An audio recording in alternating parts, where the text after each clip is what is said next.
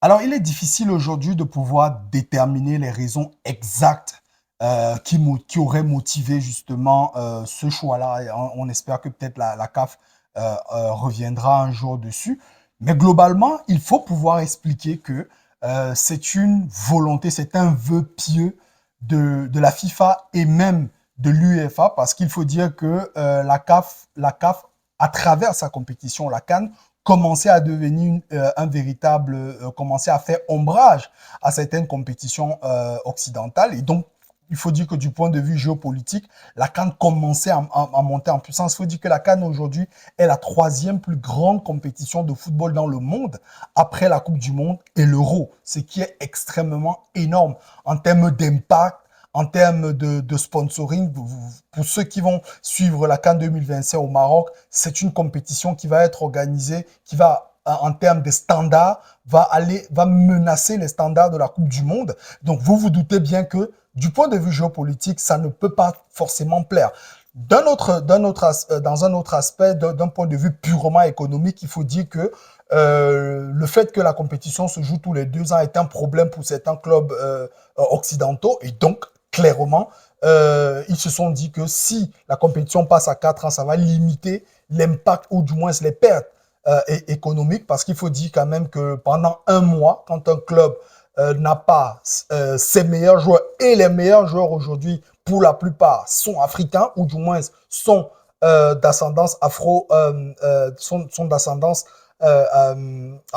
sont afro-descendants, comme on dit généralement. Donc, il faut dire que à ce niveau-là, c'était assez problématique. Et donc, cela pose la question de l'autonomie et surtout l'indépendance de la Confédération africaine de football, ce qui est assez problématique. Alors, maintenant, aussi, on doit se poser la question de savoir quels sont les avantages. Honnêtement, la plupart des avantages que génère justement cette décision-là sont des avantages en faveur des clubs européens, quand même, comme je le disais tout à l'heure, qui sont du point de vue économique, une opportunité pour eux, justement, de limiter la possibilité pour les joueurs d'aller disputer cette compétition-là. C'est assez dommage.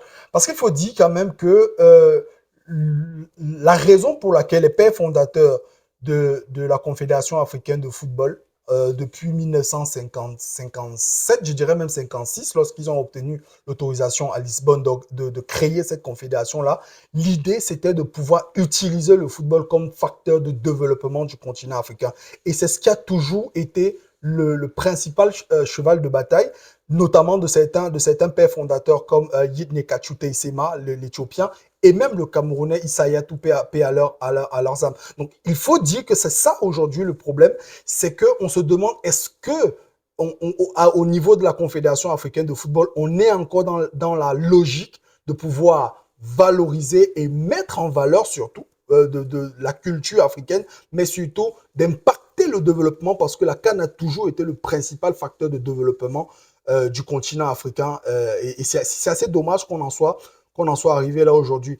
Alors, il faut dire qu'effectivement, cette décision va impacter les équipes nationales, le renouvellement des équipes nationales. Il faut dire que certains joueurs, jeunes joueurs, binationaux ou pas, viennent en équipe nationale parce qu'ils veulent disputer une compétition phare. Et la compétition phare du continent africain, c'est la CAN. Si la CAN passe à 4 ans, ça va démotiver et ça va avoir un impact dans le renouvellement des effectifs des équipes africaines, et ce sera véritablement dommage pour ces équipes-là. Maintenant, c'est clair que la création de la Ligue des Nations viendrait peut-être atténuer ça, mais sauf qu'il faut qu'on comprenne une chose, la Ligue des Nations ne remplacera jamais la Coupe d'Afrique des Nations. La Coupe d'Afrique des Nations est le symbole même de la vision qu'avaient les pères fondateurs de la CAF. Et c'est clair que quand on voit aujourd'hui, par exemple, la Ligue des Nations européenne, elle n'aura jamais l'aura de l'euro. C'est-à-dire que vous pouvez gagner autant de Ligue des Nations européennes que vous voulez, ça n'aura pas l'impact de gagner l'euro.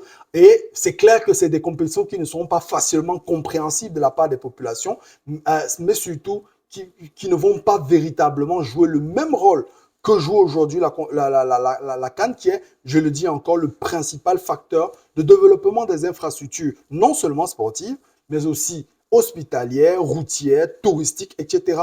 Donc, il faut dire que c'est un véritable problème aujourd'hui pour l'Afrique, et, comme je le dis, qui pose et qui posera toujours le problème de l'indépendance de la CAF vis-à-vis de la FIFA.